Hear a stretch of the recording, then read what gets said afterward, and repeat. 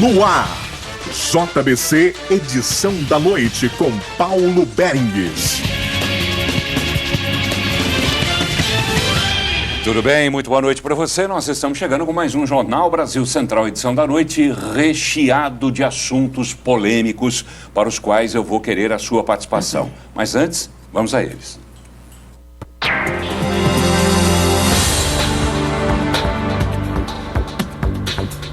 Continua a paralisação dos médicos que atendem servidores municipais de Goiânia através do IMAS. Eles responsabilizam a prefeitura. E isso é interessante se perguntar onde que está esse dinheiro, porque esse dinheiro foi recolhido do servidor. Na Câmara Municipal, o vereador Djalma Araújo faz críticas ao prefeito Paulo Garcia. Em tese é furto. Você está pegando o dinheiro do servidor e aplicando em outra coisa.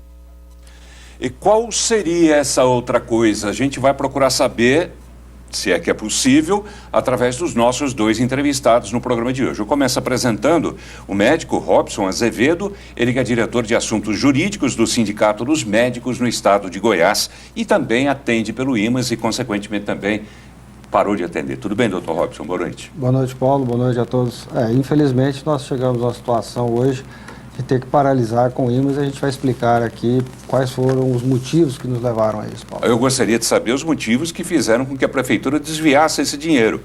Vamos ver se o vereador Tairone Martino, que vem aqui na condição de vereador, mas vem também, mais uma vez, na condição de jornalista, que é para participar do programa, como comentarista também, para ver se o Tairone, que é vice-presidente da Câmara Municipal de Goiânia, pode dar pistas de onde foi parar esse dinheiro. Que gato terá comido esse dinheiro? Boa noite, vereador. Boa noite, Paulo. Boa noite, Rob. Boa noite a todos que estão nos assistindo. E nós estamos aqui para debater. Eu espero poder dar algumas pistas, mas não é fácil, não. Já vou adiantar, porque a gente fiscaliza, a gente cobra, mas nem no portal da transparência a gente tem todos os dados para saber os recursos e as finanças do município. E nem nas prestações de contas, né? Naquelas supostas prestações de contas que o prefeito faz a cada quadrimestre lá na Câmara. Mas temos também outros assuntos polêmicos sobre os quais a gente vai falar no programa de hoje.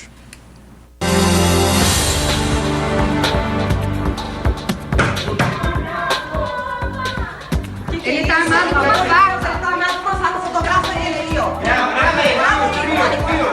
Filma. Depois de invadirem a Secretaria de Educação na noite de ontem, manifestantes agora ocupam o pátio da Secretaria. A gente teve de liberar o pessoal do primeiro andar para questões de segurança, para que o pessoal da Polícia Técnico-Científica pudesse fazer o trabalho deles. Secretaria da Fazenda também foi fechada por manifestantes da CUT e do MST. Eles protestam contra a implantação das OS na educação e a privatização da CELV.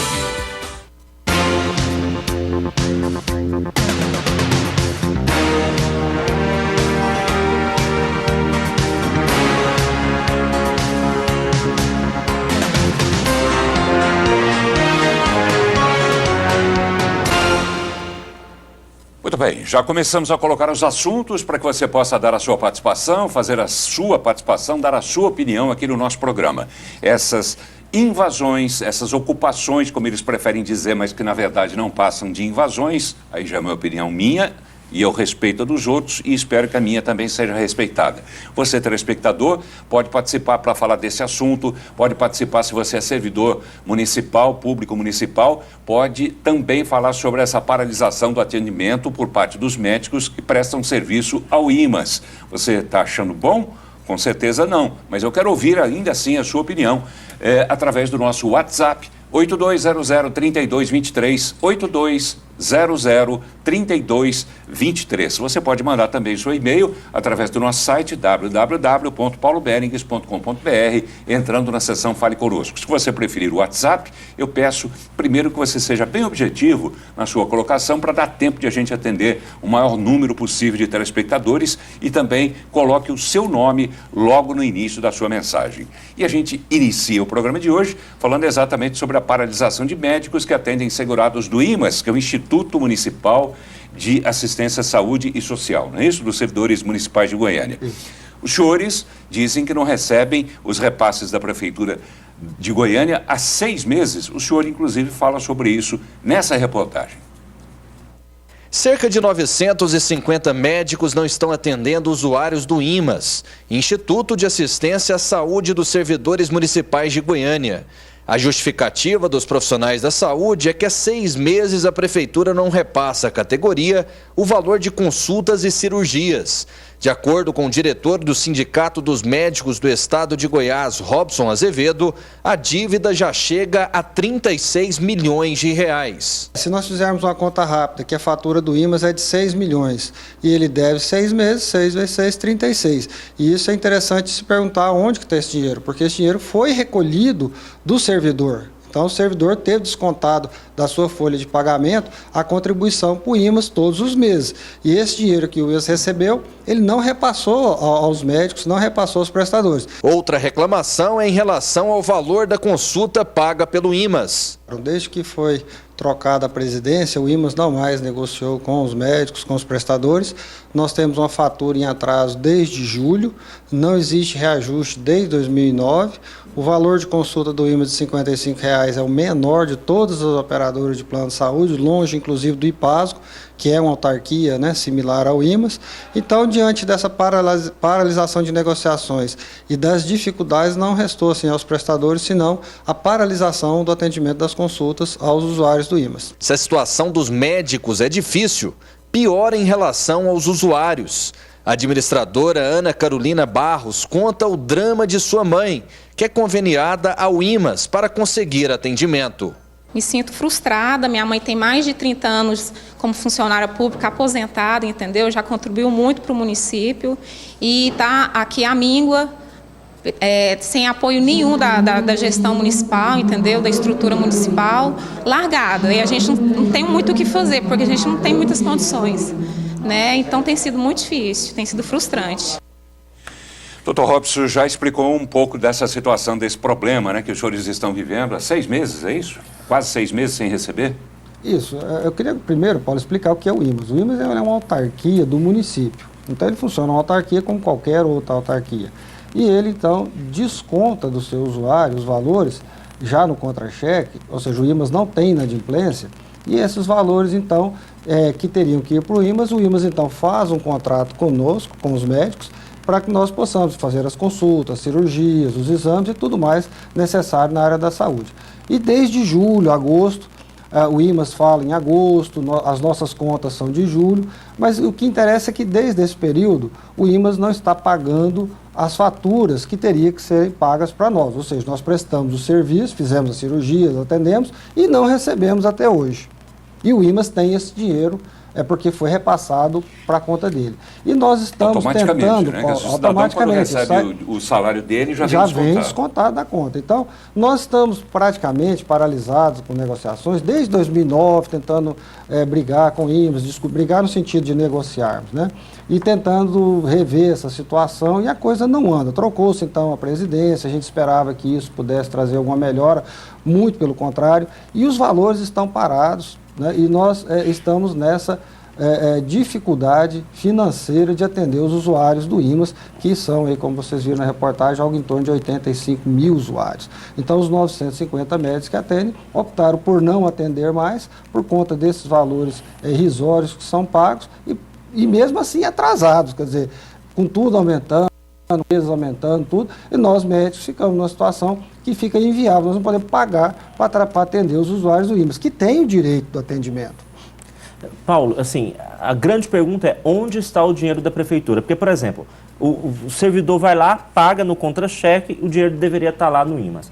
Aí você vai nos cemitérios, as pessoas pagam as taxas nos cemitérios, o dinheiro deveria estar lá sendo investido no cemitério. Você vai no empréstimo consignado, que tem aí, inclusive, a apuração sobre isso, a pessoa tem um desconto em folha, recebe o dinheiro, depois a prefeitura pega o dinheiro, não passa para as entidades, aí negativa o nome do servidor. E aí nós temos também, depois vai ter a outra matéria aí, no Instituto da Previdência também, que deveria ter dinheiro em caixa e não tem. A pergunta que se fica... Mas sai do salário do funcionário. Sai do bolso do funcionário. Deveria ter onde vai? Deveria ter o recurso lá e ninguém sabe para onde vai esse dinheiro. E não está claro no portal da transparência. A gente pergunta isso, não se fala corretamente para onde vai estar. Eu já fiz um pedido lá, por exemplo, nessa questão dos cemitérios, para perguntar ao secretário de Finanças do município o que se fez com as taxas que são pagas nos cemitérios, e nós não temos respostas nunca para essas perguntas.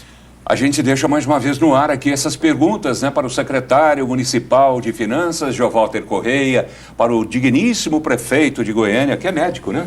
Que é médico. E isso, é médico, doutor Paulo Garcia, né? Assim que o senhor está tratando também a saúde, pelo menos a saúde poderia ser uma exceção no seu governo, né, e ter um bom tratamento aos servidores, pelo menos, da prefeitura, ainda que, né, mereçam também o atendimento à altura os moradores da cidade que pagam impostos e que vão ser prejudicados também, eu me dizia aqui até antes de a gente começar o programa, porque esses servidores não sendo atendidos através do IMAS, eles vão procurar...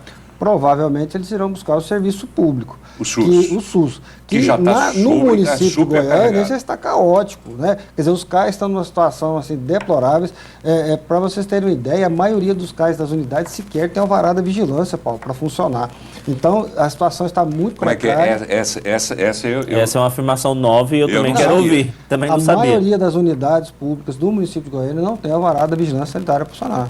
Não tem. Não é brincadeira, o senhor está falando isso sério. Não tem liberação nem do bombeiro, porque eu já fui conversar com o comandante do bombeiro da área, responsável por isso, para saber dele qual que era o entendimento, né, do bombeiro em relação a isso. Então, assim, nós temos no município de Goiânia... O senhor tem nomes de alguns CAIS para que a gente possa ir? Todos. Que estão irregulares? É porque eu faço parte também do Conselho Regional de Medicina, eu sou diretor de fiscalização do CRM. Eu tenho todos os dados lá no Conselho, já discutimos isso com o município, com o secretário de saúde, em todos os níveis. Algumas unidades, inclusive, já estão passíveis de interdição ética por causa da situação em que se encontram, mas isso aqui, hoje eu estou aqui como representante do sindicato. Né? Mas o senhor não pode se omitir de dar essa informação. Não posso me omitir de dar a informação, mas o que eu estou dizendo é que essa paralisação do IMAS, ela vai causar um novo caos social, porque todas essas pessoas provavelmente irão buscar um sistema de saúde aqui em Goiânia que já está, de alguma maneira, caótico, Paulo. Então, isso me preocupa muito, porque não é só uma paralisação do IMAS simples e parece que fica assim, não, só aquele pessoal que tem convênio do IMAS que não vai ser atendido. Não é isso. Isso representa muito para a saúde do município de Goiânia. Então, eu acho que essa afirmação, quando você fala que é necessário que o prefeito, que é médico, interfira nisso e que garanta o atendimento a esses usuários do IMAS, e eu acho que o município, que os vereadores de Goiânia, e você, Darone, que é uma pessoa que sempre defende o povo, sempre falou que está do lado do povo, e como vice-presidente, vocês têm obrigação de questionar isso e conclamar os usuários do IMAS a saber aonde está e por que não foi esse dinheiro repassado dos médicos. Não, é uma questão que nós precisamos ficar atentos, entrar e assumir essa luta. Inclusive dessa questão aí, que eu fiquei abismado de não ter atestado de vigilância sanitária nos postos de saúde, nos CAIS de Goiânia. Então, eu assumo o compromisso aqui, inclusive, de público, de ver na Câmara, inclusive, o que a gente pode fazer. Não tinha, por exemplo, o repasse, tempos atrás, para as entidades sociais. A gente fez um acordo na Câmara de não ter nenhuma votação na CCJ até que começasse a ter os repasses. E agora começou a ter. Então, a gente pode propor alguma coisa nesse sentido também em relação ao IMAS, aos servidores, porque eu vejo que é extremamente importante pelos funcionários da administração, por uma pessoa que está precisando de atendimento médico, ou seja, só por isso já seria importante, e também porque pode afetar os outros servidores, dando aí sobrecarga ao Sistema Único de Saúde do município. Prefeito Paulo Garcia, por favor, responda, né? Onde foi parar esse dinheiro? Onde é que o senhor colocou esse dinheiro que deveria ir para o IMAS, para que o IMAS repassasse esse dinheiro para os médicos atenderem os funcionários públicos municipais, os funcionários da sua prefeitura? Para onde foi esse dinheiro, prefeito Paulo Garcia? É uma pergunta lógica, óbvia, jornalística que eu estou fazendo no ar e deixando o espaço para o senhor responder. Se o senhor quiser responder isso amanhã, a nossa equipe vai até o senhor para que o senhor possa explicar por que esse dinheiro não foi para o IMAS. Afinal de contas, foi aplicado onde? Foi desviado para onde, prefeito Paulo Garcia?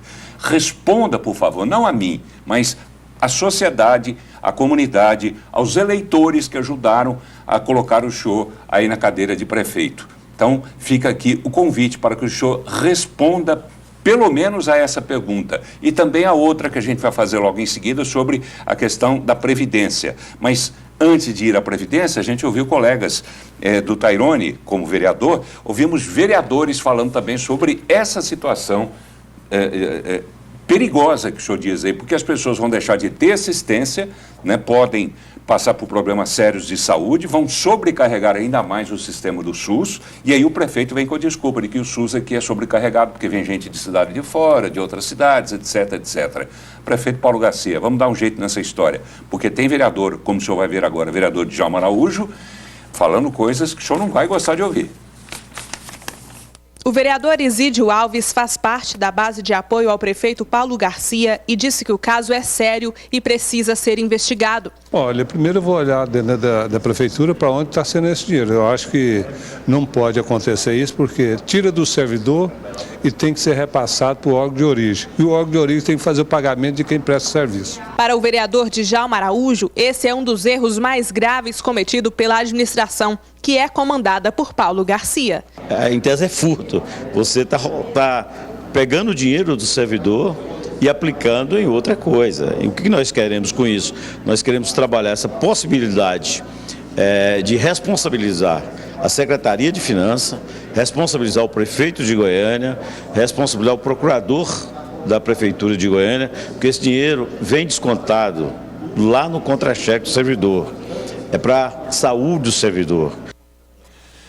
Muito bem. Tairone, como vereador, convidando aqui o doutor Robson, né, para entrar nessa história. A Câmara de Vereadores tem que entrar, sim, porque também, como eu sempre digo, né, compete aos senhores o trabalho de fiscalização da Prefeitura e saber para onde foi esse dinheiro. Como foi, por exemplo, para onde esse dinheiro que é destinado à contribuição previdenciária. Porque o cidadão, você que trabalha na Prefeitura, sabe que no fim do mês, quando você recebe o seu salário, vem lá descontado.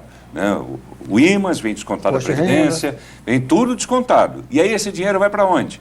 A mesma situação está acontecendo também na questão da Previdência Municipal. Veja só. Desde 2013, a Prefeitura não faz recolhimento das contribuições previdenciária e patronal.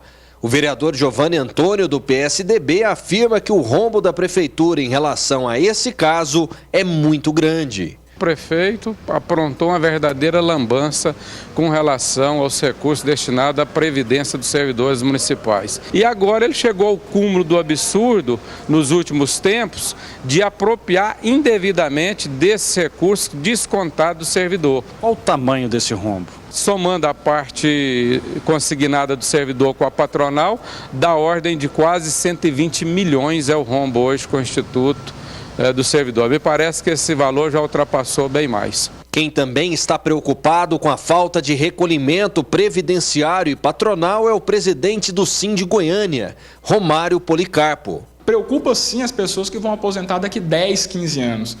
Se essa dívida não for quitada, se essa dívida não tiver aqui sua quitação, a gente não sabe se o Instituto terá condição de pagar essas aposentadorias, né? Hoje, quem está aposentando está tranquilo. Agora, nos preocupa os servidores, como, por exemplo, o meu caso, que dentro de alguns anos a gente pode estar aí aposentando e a gente não tem a segurança, se essa dívida não for paga, se a gente vai conseguir aposentar ou não. De acordo com ele, a venda de áreas públicas não é a melhor solução para resolver o problema. Se é a solução ideal, garanto que não é. Eu acho que a Prefeitura ela não pode se desfazer de patrimônio para pagar suas contas, né? Porque senão daqui a uns dias não sobra nada.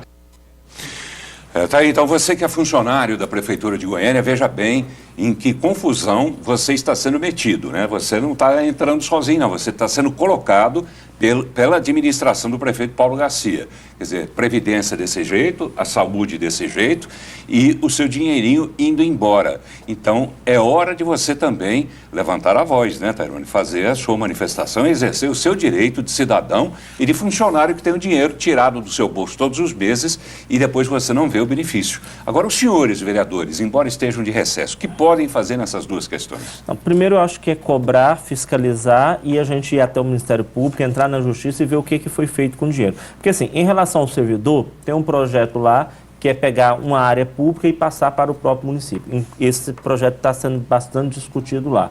Se for para resolver a situação a longo prazo, para não deixar prejudicar o servidor, é um projeto, inclusive, passível de ser aprovado, de ser votado. Mas não resolve o problema do rombo. Onde está o dinheiro? O que aconteceu o dinheiro?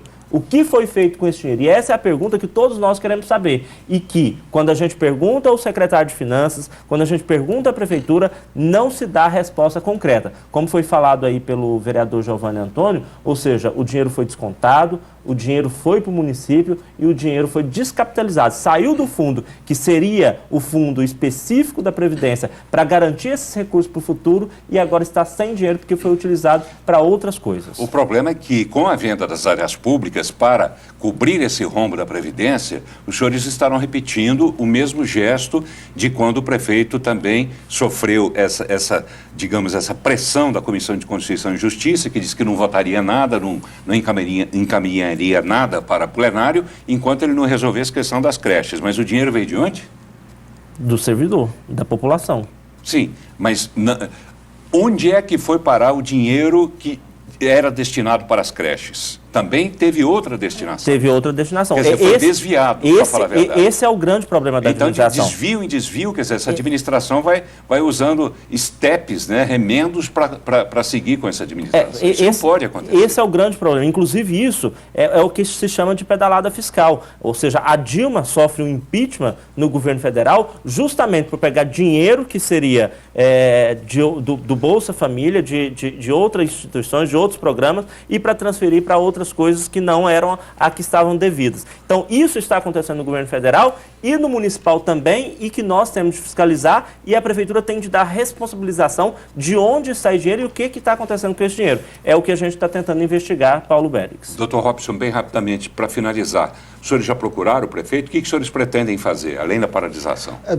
Depois do início da paralisação, nós tivemos agora, no final da tarde, uma solicitação da assessoria lá do IMAS para uma reunião na sexta-feira.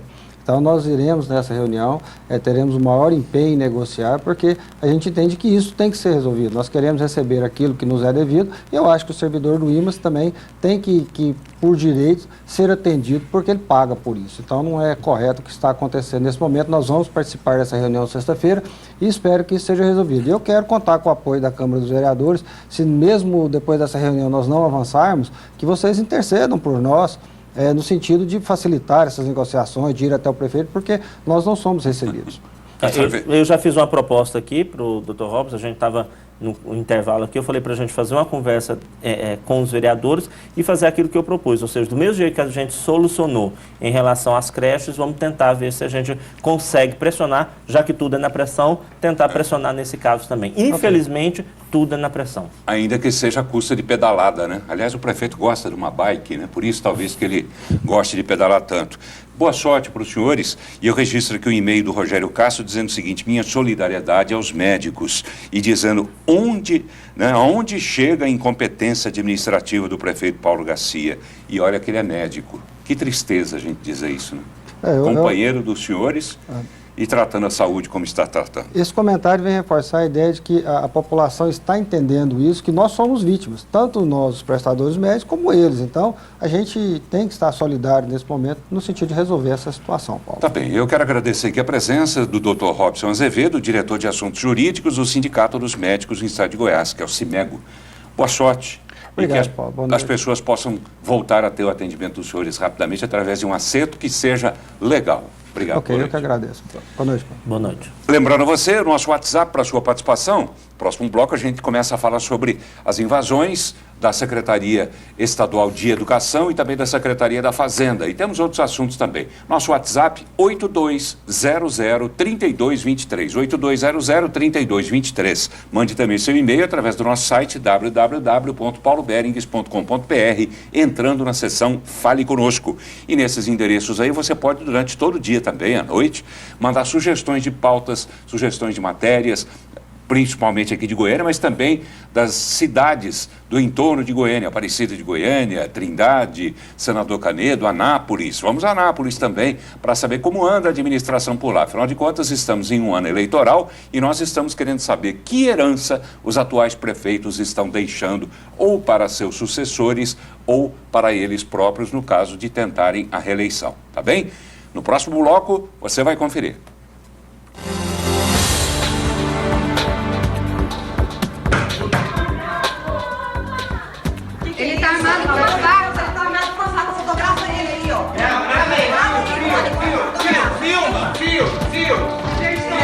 Depois de invadirem a Secretaria de Educação na noite de ontem, manifestantes agora ocupam o pátio da Secretaria. A gente teve de liberar o pessoal do primeiro andar para questões de segurança, para que o pessoal da Polícia Técnico-Científica pudesse fazer o trabalho deles. Secretaria da Fazenda também foi fechada por manifestantes da CUT e do MST. Eles protestam contra a implantação das OS na educação e a privatização da CELV.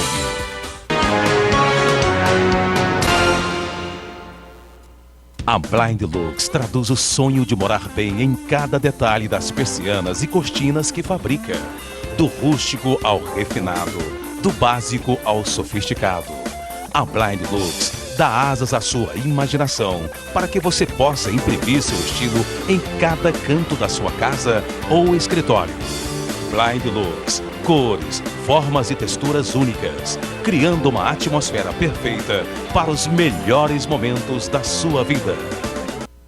As reformas eleitorais estão acontecendo. O momento é oportuno para a participação popular. O Partido da República tem se consolidado no Estado e no país como um dos mais fortes e participativos. Estamos presentes a nível municipal, estadual e federal. Somos o 5º maior partido do Brasil. A sua participação engrandecerá ainda mais o PR.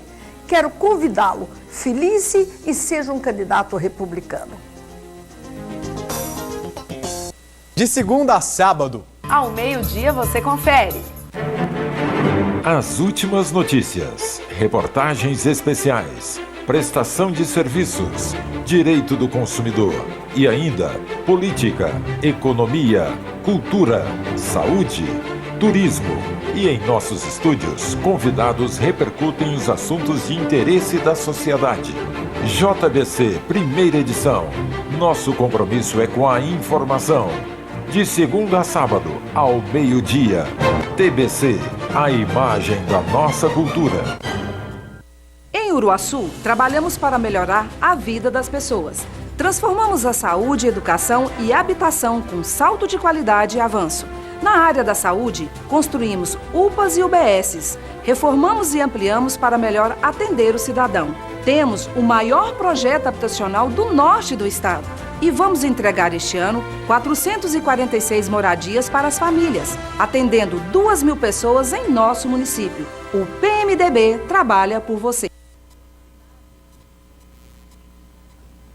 Flexibase, soluções inteligentes para ambientes corporativos. Indústria de móveis para escritório, especialista em desenvolvimento de ambientes dinâmicos e agradáveis, com mobiliários que aliam qualidade, conforto, ergonomia e design diferenciados. A Flexibase fabrica uma diversidade de linha mobiliária para atendimentos ao segmento público ou privado, como mesas, armários, poltronas, carteiras escolares, poltronas para auditório e tudo que a sua empresa precisa. Flexibase, a qualidade do seu conforto. Muito bem, estamos voltando ao programa de hoje. Conversamos com o Dr. Robson Azevedo sobre a paralisação do atendimento de médicos que prestam serviço ao IMAS, e a gente vai a partir de agora falar de outros assuntos, contando ainda com a participação do vereador e jornalista Tairone de Martino. Ele que é vice-presidente da Câmara Municipal de Goiânia. Lembrando a você, nosso WhatsApp 82003223, 82003223, para você mandar o seu recado, da sua opinião sobre esses assuntos que a gente já discutiu e os que a gente vai discutir a partir de agora, como a questão das invasões, das ocupações, como eles preferem, da Secretaria de Educação e também da Secretaria da Fazenda. Vamos começar pela Secretaria de Educação, onde manifestantes, já no início da noite de ontem, tomaram a sede da Secretaria e lá permaneceram por um bom tempo, e hoje a Secretaria tratou de limpar, né, as marcas dessa invasão. Veja só. Na tarde desta quarta-feira, o dia foi de limpeza na secretaria. No andar superior do prédio, o pó dos extintores tomou conta dos corredores. Pouco mais de 30% dos servidores foram trabalhar. Expediente normal mesmo, só amanhã. A gente teve de liberar o pessoal do primeiro andar para questões de segurança, para que o pessoal da Polícia Técnico-Científica pudesse fazer o trabalho deles para colher detalhes com relação à ocupação que ocorreu na noite de ontem. Estamos agora concluindo a limpeza da parte superior com a finalidade de amanhã retornarmos ao expediente normal aqui na Secretaria de Educação. Os estudantes permanecem acampados aqui no estacionamento da SEDUC. Eles não quiseram gravar entrevista com a nossa equipe, mas exigem o fim do processo de implantação das organizações sociais nos colégios do estado. A secretaria foi ocupada no fim da tarde desta terça-feira. Eles queriam falar com a secretária Raquel Teixeira, mas ela não estava no prédio. Gritando palavras de ordem, eles invadiram o gabinete da secretária.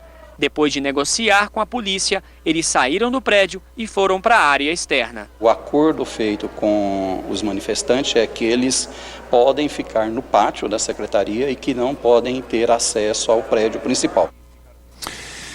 Bem, uma das 10 pessoas que ficaram presas na sala da secretária estadual de Educação, Raquel Teixeira, foi o professor Marcelo Ferreira de Oliveira, que é subsecretário de Educação de Goiânia.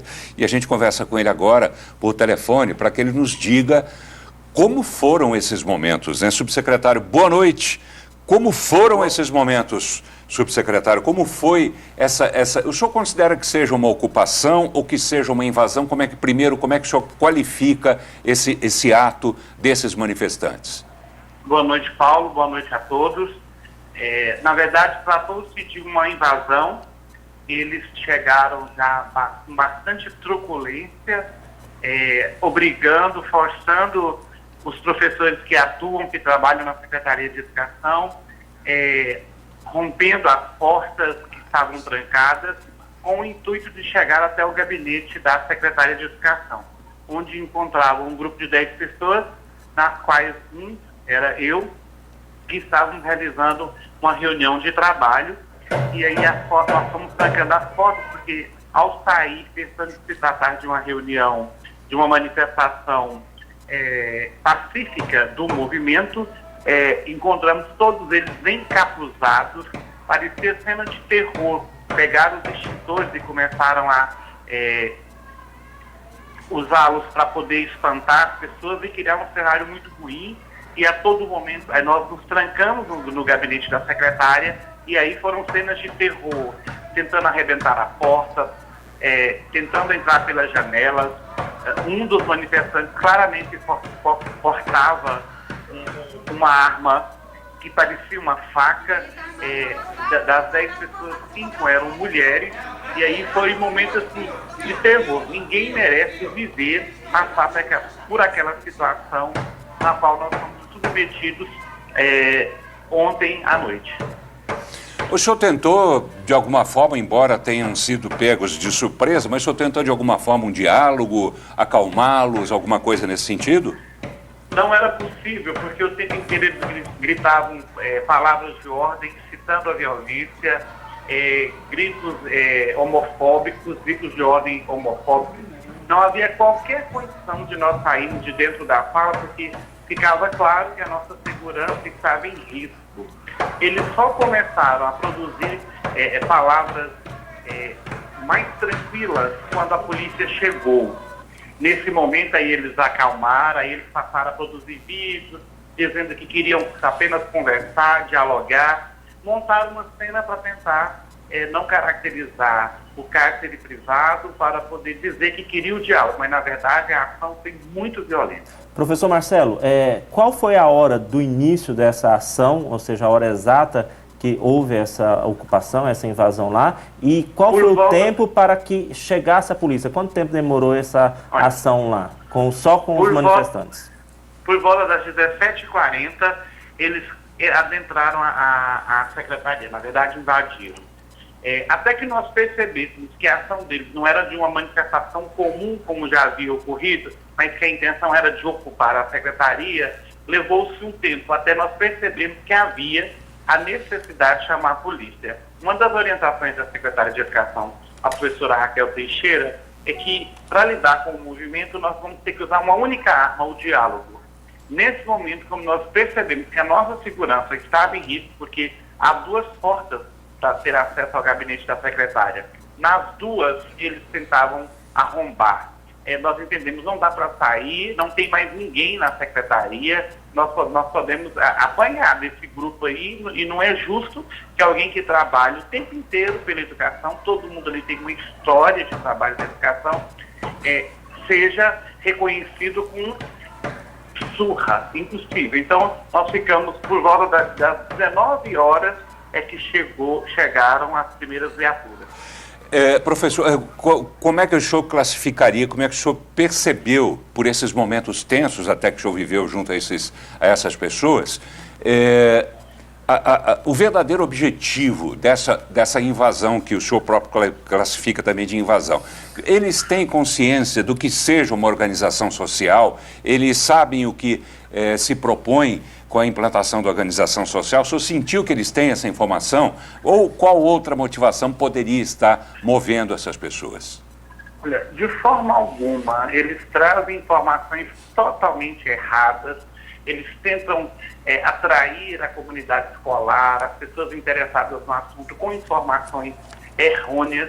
Existe uma busca por convencer pelo erro e eles não conseguiram atingir a comunidade. Essa ação de ontem é uma retaliação à desocupação de algumas unidades em Goiânia e em Aparecida. A comunidade não comprou a ideia de que é privatização, não comprou a ideia de que é terceirização, entenderam como um caminho para a melhoria da educação e exigiram a saída desse pessoal de dentro das escolas, porque todos eles estavam sedentos para que seus filhos voltassem a estudar. Então, por causa dessa ação legítima da comunidade, eles resolveram ocupar a Secretaria de Educação. Professor, eu acompanhei aí a desocupação em outras escolas. Hoje, quantas escolas ainda têm ocupação? Se existem ainda escolas ocupadas ou se todos estão concentrados lá na Secretaria de Educação? Ainda existem 15 unidades que estão ocupadas, mas em plena negociação entre diretores, professores, pais e alunos, com o movimento. Vale ressaltar, nas unidades escolares ocupadas, é raro a presença de aluno da rede. A presença maciça é de acadêmicos da Universidade Federal, de agremiações esquerdistas, que, de todas as formas, tentam desqualificar, desconstruir essa proposta de melhoria para a educação. Deixa eu citar um exemplo. Lá no Nova Esperança, região que eu moro, região noroeste de Goiânia, tinha uma escola que era o Robinho Martins de Azevedo, que estava ocupada, e a gente fez um trabalho lá, a comunidade reclamou e pediu para que fosse desocupada. O que eu achei interessante é que lá não existia nem projeto para a implantação de OS agora, ou seja, ela não estava escalada para ter OS nesse exato momento e estava sendo ocupada. Como que está isso? Ou seja, essas escolas que estão ocupadas necessariamente terão OS nela, não terão? Como que é esse projeto piloto? Fala um pouquinho sobre isso, por gentileza. Olha, aqui em Goiânia, por exemplo, eu tenho um colégio pré-universitário, Liceu de Goiânia, o Colégio Ismael Silva, o Colégio Francisco Maria Dantas. Nenhum desses entrarão nesse projeto de gestão compartilhada, porque oferece educação em tempo integral. As outras unidades, elas podem ser ou não, porque existe um conjunto de critérios, de fatores que selecionarão as escolas que farão parte do projeto. Nenhuma dessas unidades ocupadas tem a certeza de que participarão desse projeto ou não. O que mostra a desorganização, o que mostra outros interesses por trás dessa movimentação. Que interesses, a todo professor? momento nós encontramos assessores de determinados políticos fomentando o movimento. Que interesses são esses? Que políticos são esses? O senhor pode dizer? Olha, até para minha segurança eu prefiro não dizer, mas claramente alguns jornais da capital já noticiaram, já disseram que mostraram com fotografias quem são os líderes e a quais agremiações partidárias eles pertencem. Professor, para a gente encerrar, eu queria saber do senhor o seguinte: o senhor falou agora há pouco sobre diálogo, né, que a Secretaria continua insistindo no diálogo. Ao mesmo tempo, o senhor viveu o outro lado da história. O senhor esteve no olho do furacão durante essa invasão à Secretaria. Onde vai parar isso, professor? Como vai terminar essa história? Olha, como eu acredito muito na força do diálogo, nas ações de paz, da promoção da cultura de paz, nesse momento eu estou aqui numa faculdade em Anápolis, acompanhando a secretária que está promovendo uma audiência pública com a sociedade, tentando apresentar qual que é o projeto real de mudança para a educação. Eu acredito que é nesse caminho que nós resolvemos trilhar com todas as dificuldades, que nós vamos conseguir vencer as resistências reais de quem de fato está interessado na melhoria da educação. É pelo diálogo que nós vamos vencer a cultura da raiva. Tá bem. Professor Marcelo Ferreira de Oliveira, subsecretário de Educação de Goiânia. Muito obrigado pela sua participação. Uma boa noite. Eu que agradeço a oportunidade. Tenha uma boa noite. Obrigado. E aí o telespectador, de repente, pode ter algum que esteja perguntando, mas e o outro lado da história? Que seriam os manifestantes, os ocupantes ou invasores, seja lá que nome se queira dar a eles. Nós tentamos falar com eles. Nosso repórter Rafael Vasconcelos esteve agora, minutos atrás, lá na Secretaria Estadual de Educação, para tentar registrar a situação de momento e ouvir também esses manifestantes. Veja o que aconteceu. Nesse momento, cerca de 20 estudantes continuam acampados na sede da Secretaria Estadual de Educação. Eles protestam contra o projeto de gestão compartilhada com organizações sociais em unidades educacionais. Nós tentamos o contato com líderes do movimento, mas eles não quiseram gravar entrevista e não permitiram que nossa equipe adentrasse o pátio da SEDUC. Acompanhe um trechinho dessa conversa. Não, o senhor não está autorizado a entrar. Não estou autorizado a entrar. A gente está ocupando e não autoriza a entrada. Mas vocês têm autonomia para não aceitar a nossa entrada? Quando é ocupação, nós não autorizamos a entrada de quem não está autorizado pela Assembleia dos Estudantes. Qual que é o objetivo de vocês?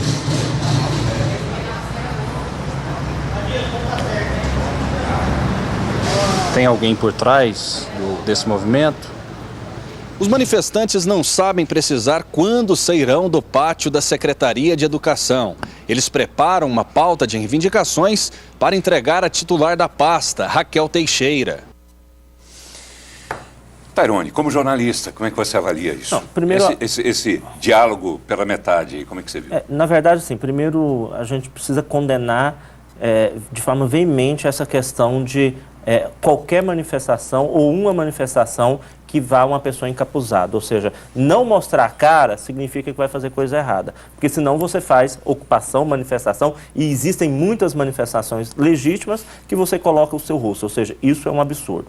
Segunda coisa, eu entendo que o projeto é um projeto piloto, ou seja, 20 e poucas escolas terão esse projeto piloto de experiência para depois poder ser implementado e aí sim iriam para mais escolas, ou seja, nós temos mais de 200 escolas na rede e 20 e poucas terão esse projeto piloto, ou seja, é um absurdo não aceitar ter esse projeto e dialogar. E aí eu acredito que a Secretaria de Educação tem de ter o papel, e eu estou vendo que está tendo, e os professores e os estudantes têm de dialogar e conversar para a melhor proposta. Eu não acho que tem de impor uma proposta. Agora, se é um projeto piloto, eu acho que tem de ser dialogado. Como foi na saúde, né? Começou pelo CRER e depois, aos poucos, foi sendo aplicado em outros hospitais, porque deu certo no CRER e foi dando certo nos outros também. Pelo menos a gente não vê mais nas manchetes dos jornais problemas em relação ao atendimento nesses hospitais onde as organizações sociais estão gerindo as atividades.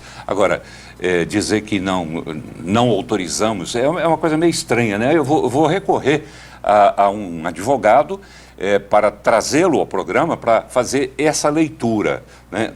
Essa tal de ocupação confere a essas pessoas o direito de dizer aqui ninguém entra, quer dizer, elas tomam conta? Quer dizer, existe o direito de ocupação agora, como alguns pretendem? E tomando a característica do que é público, né? Porque, por exemplo, o público, você, em tese, pode entrar em todos os órgãos, principalmente a imprensa, que é público, para conversar, para falar, para participar. Todo cidadão, a imprensa mais ainda. Ou seja, é lamentável. Tá bem. E só para deixar claro, eu não sou absolutamente contra manifestações manifestação contra a reivindicação. Ao contrário, agora há pouco, inclusive, eu conclamei aqui os cidadãos a exercerem o seu direito de cidadão no sentido de fazer a prefeitura cumprir as suas obrigações, porque é o dinheiro dele que está indo embora. Então, eu sou absolutamente a favor da manifestação, da reivindicação, mas com civilidade, como você disse, mostrando a cara, né? Porque quem esconde a cara, alguma coisa está escondendo junto com isso, né? E eu acho isso um absurdo.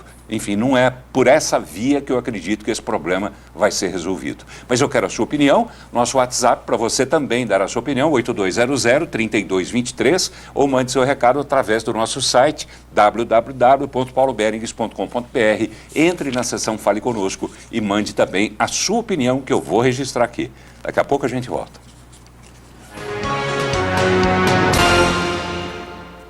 A VPM é franqueada exclusiva da Blindex em Goiás. No Brasil e no mundo, Blindex é sinônimo de beleza, conforto, praticidade e segurança em vidros temperados. Toda a fabricação segue os rigorosos padrões e o controle de qualidade exigidos pela Blindex mundialmente. Um processo exclusivo e totalmente automatizado que garantiu à VPM a conquista da ISO 9001. Exija o selo vermelho e a marca de um legítimo Blindex cravados no seu vidro. Você merece. As reformas eleitorais estão acontecendo. O momento é oportuno para a participação popular. O Partido da República tem se consolidado no Estado e no país como um dos mais fortes e participativos.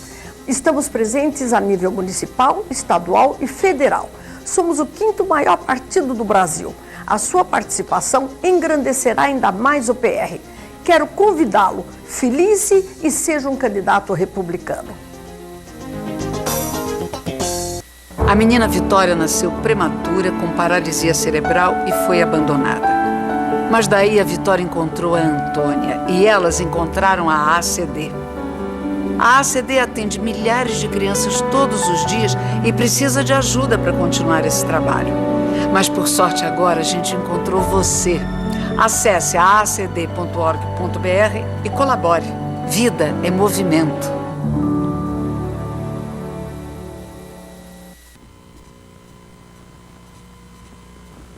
Promed, planos de saúde empresariais e familiares pensados para você. Com o plano Promed Familiar, você tem acesso a uma excelente rede credenciada, pronto-socorro 24 horas e outros serviços criados para atender a sua família. Para garantir o bem-estar da sua equipe, o plano Promed Empresarial oferece serviços de consultas, exames, internações e cirurgias. Promed, porque na vida precisamos de confiança. 3097-3800.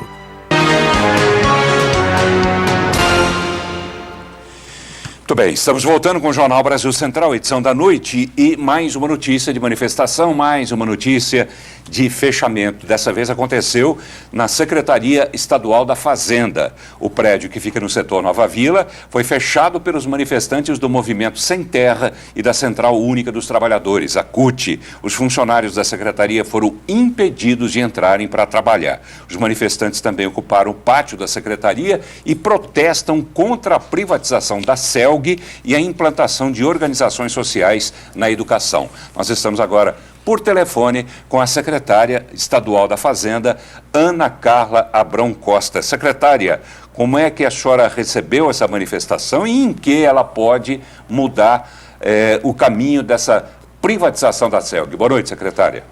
Boa noite, Paulo. Boa noite, telespectadores. Na verdade, fomos pegos de surpresa com essa invasão por parte desses movimentos sociais e vimos isso assim, em primeiro lugar, qualquer manifestação, qualquer protesto, ele é legítimo. Agora, o que nos preocupa muito é o fato de termos sido invadidos, ou seja, houve uma ocupação, servidores foram impedidos de desempenhar as suas funções e isso representa prejuízo para o Estado, para a sociedade como um todo. É uma arrecadação que não tem, é um pagamento que não é feito e nos preocupou mais ainda porque temos o pagamento da folha dos servidores que recebem agora na próxima sexta-feira, que deveria ter sido processada hoje. Mas houve a desocupação no final do dia, então amanhã retornaremos aí aos trabalhos normalmente para viabilizar e para garantir esse pagamento. Tá, essa manifestação a senhora espera que continue, que se repita, e aí eu insisto na pergunta, isso pode mudar o rumo do leilão, da privatização da CELG? De forma alguma, Paulo. A decisão de privatizar a CELG foi tomada pelo governo federal. Ela é controladora, o governo federal é controlador da CELG. O governo do estado está apoiando essa decisão, porque entende que ela é o melhor para o governo de Goiás, para o estado de Goiás e para a sociedade goiana. Portanto, não será essa manifestação que irá mudar o curso da privatização e o processo de privatização da CELG. Secretária, tendo em vista que tanto a questão da CELG não é uma de responsabilidade da Secretaria da Fazenda, como a questão das OS, que também é uma discussão que está passando pela Secretaria de Educação, e tendo em vista que o MST é um movimento que luta pela terra e não por essas questões específicas, por que a senhora acha que houve essa manifestação, essa paralisação e essa ocupação justamente na Secretaria da Fazenda? Só para a gente entender o que está por trás disso. Não, de fato é uma situação sui generis, né? Uma situação quase esquizofrênica, porque afinal de contas a Secretaria da Fazenda de fato não tem nenhum envolvimento direto com essas questões e nem o MST deveria estar encampando questões tão díspares da sua luta.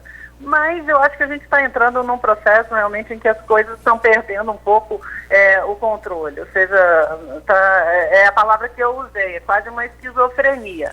Mais uma vez, assim, eu acho que a sociedade tem que se posicionar, tem que lutar pelos seus direitos, tem que se manifestar, mas nós estamos perdendo a direção das coisas, os limites e cometendo excessos e situações como essa que nada tem a ver, nada ajudam no debate, ao contrário.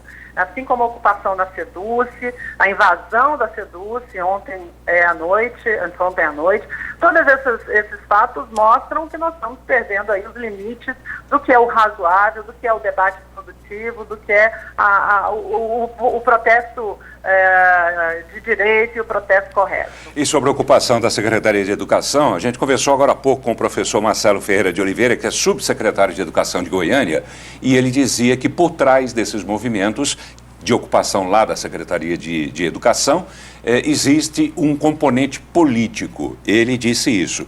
A senhora concorda que houve isso também ou aí não houve isso? Concordo, Paulo.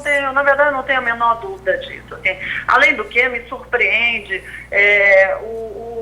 a capacidade de articulação, de mobilização. Foram 10 ônibus que chegaram ao mesmo tempo na porta da Cefaz hoje pela manhã. Então, assim, há uma componente política, há uma componente financeira nesses movimentos e que visam, certamente, a desestabilizar a ordem e a turvar o debate com questões que não são questões corretas. Esse aqui é meu ponto. Tá bem. Então, a gente fica preocupado mesmo. Tá bem. Mas deu tudo certo, já desocuparam e amanhã nós estamos no Cefaz trabalhando normalmente. Tá bem. O pagamento, então, de quem vai receber no dia 30 está garantido? Está garantido. Vamos Tá bem, trabalhar para correr atrás desse dia perdido. Tá bem. Obrigado, secretária, pela participação. Uma boa noite para a senhora. Eu que agradeço. Muito boa noite a todos. Obrigado. Vamos lá, rapidinho, vereador, um assunto que passa pela Câmara de Vereadores, que é a questão dos ecopontos. Sim, inclusive nós tivemos até audiência essa semana para discutir isso na Câmara. Esteve lá o presidente da Comurg, Gilberto Dias. Mas antes de ouvir o Gilberto, vamos correr para ver se dá tempo de ouvi-lo ainda. A gente foi até o Jardim Guanabara, onde moradores estão preocupados com essa história de ecoponto, que na opinião de muita gente é um nome, mais um nome pomposo, chique, para esconder lixão, na verdade, né? Porque esses ecopontos servirão para descarte de entulho em vários bairros. Vamos até lá primeiro ouvir a população. Na teoria, este local era para ser um centro de convivência do idoso. Uma benfeitoria esperada há anos pelos moradores do setor Jardim Guanabara 1. Mas de uma hora para outra os planos foram mudados. Aqui está funcionando o chamado ecoponto. O objetivo da prefeitura é fazer com que a população descarte entulhos no lugar. Aqui era para se construir um centro de convivência do idoso. Nós temos uma população na região Guanabara com mais de 50 mil habitantes. E esse era o intuito. E de repente nós, na calada da noite, sem a gente ter qualquer tipo de conhecimento, anoiteceu e amanheceu dizendo que aqui era para ser construído não mais fizeram um projeto de lei revogando o que já tinha. Uma outra preocupação da população é em relação à falta de fiscalização do local. O lugar está totalmente aberto. Qualquer morador pode vir até aqui para despejar o lixo. Nesse local não existe nenhum funcionário da prefeitura para fazer o monitoramento. Além disso, os muros que deveriam proteger parte do ecoponto está quebrado e as telas de proteção estragadas. Essa é a maior preocupação nossa, porque as pessoas vão chegando aqui e vão colocando. Falaram que era para colocar lixo, o pessoal está sem entender como é que vai ser feito esse trabalho, ou como que deveria ser. Não fomos consultados, né? Anoiteceu também. E quando eu fiquei sabendo que aqui era para ser colocado aqui o lixo, não sei se é reciclável, está aí. Árvore de um lado, resto de móveis do outro, enfim, e não tem absolutamente nenhum tipo de controle nem fiscalização. Infelizmente neste momento não tem como ser chamado de ecoponto. Estão tentando trazer de outros estados, igual Rio de Janeiro, São Paulo, Santa Catarina, que é um local todo fechado, todo coberto, mas aqui ainda não foi construído isso, né? Não tem como ser chamado de ecoponto. Por enquanto ainda é ecolixo. Vereador Tairone, o que é para o senhor isso? Não, é o improviso, ou seja, fazer uma gestão de improviso. Você escuta alguém falando, aconteceu isso lá em São Paulo, aconteceu isso lá no Rio, aconteceu isso lá em outro país. Aí você fala, não, agora nós vamos ter também, sem nenhum planejamento, sem de fato saber o que se fez lá para se fazer aqui, sem fazer as coisas com eficiência. O que falta em gestão pública, para ela ser uma gestão correta, é vontade política, planejamento e eficiência, e a gente percebeu que aí não tem isso. Não tem um planejamento, né? O que a gente percebe é que a cada momento o prefeito inventa, vou fazer aquilo, aí começa, para.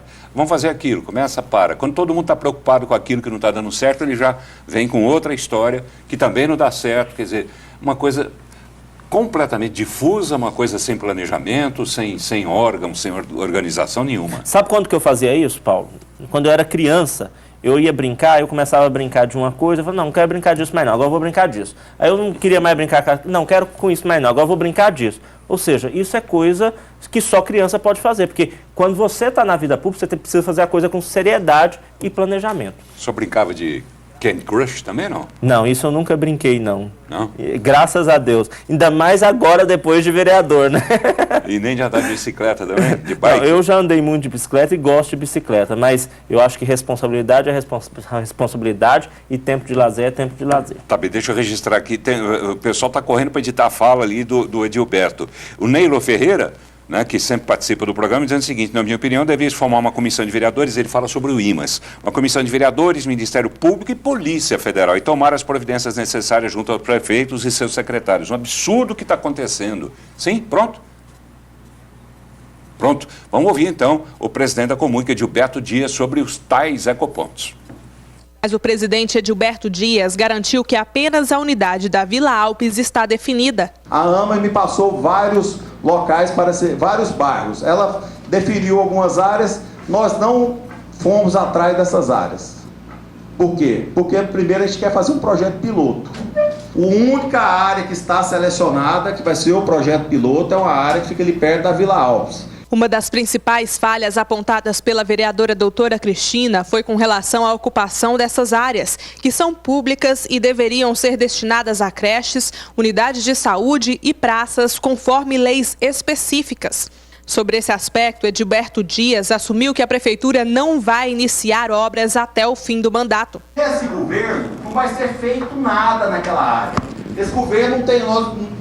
todas as obras que a gente ia iniciar já foram iniciadas. Falta completar, né, presidente? Mas, enfim, o tempo hoje esgotou, a gente volta ao assunto nos próximos programas. Vereador, obrigado por ter vindo. Boa noite, obrigado e boa noite a você que nos assistiu. Boa noite também a você, obrigado pela companhia. Boa noite, até amanhã.